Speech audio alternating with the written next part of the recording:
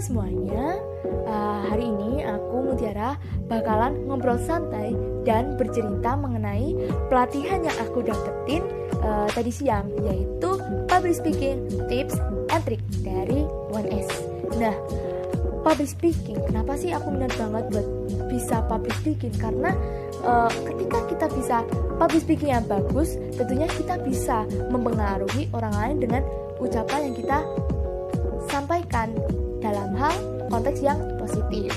Nah, ada beberapa materi yang disampaikan oleh pemateri yang hebat-hebat banget. Nah, yaitu pemateri salah satunya dari Bapak Andri.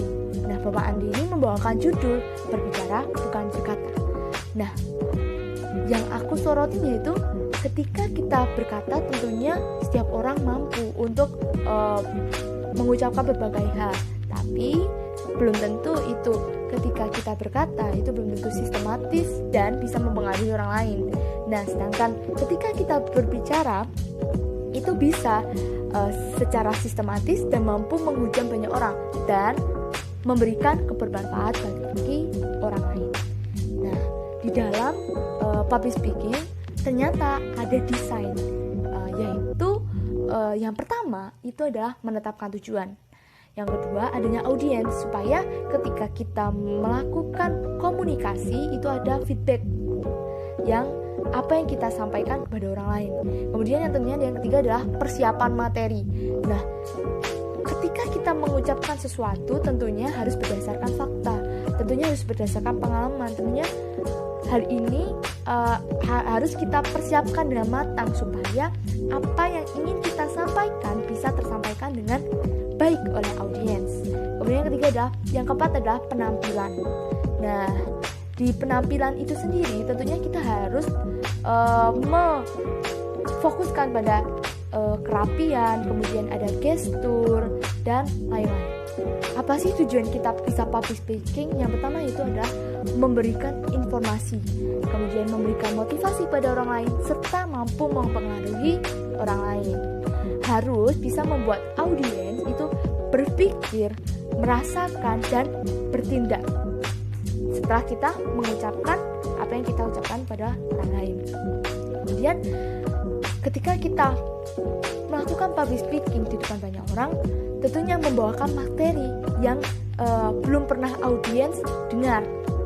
Jangan materi yang pernah audiens dengar, supaya ketertarikan dari audiens itu bisa memberikan apa yang kita ucapkan itu ada komunikasi dua arah. Kemudian ketika kita menampilkan materi tentunya harus berdasarkan riset dan berbanyaklah literatur. Nah, ketika kita melakukan public speaking harus bisa kalem, yaitu bisa menahan kita supaya nggak grogi untuk menyampaikan sesuatu pada orang lain. Nah, tentunya di dalam public speaking sendiri ada performance, ada 3 hal, yaitu speech, intonasi, dan volume. Ketika kita melakukan speech, melakukan berbicara pada orang lain, ada beberapa hal yaitu yang harus kita sesuaikan ketika kita berbicara dengan orang tua, ketika kita berbicara dengan mahasiswa atau anak-anak, itu ada beberapa perbedaan. Nah, ketika tentunya di dalam melakukan public speaking ada intonasi, ada tinggi rendahnya, dan volume. Nah, kalau volume ini itu harus dipertimbangkan, yaitu adanya sarana dan prasarana. Ketika kita berada di panggung yang besar, tentunya kita harus bisa menggunakan volume yang menyesuaikan dengan panggungnya.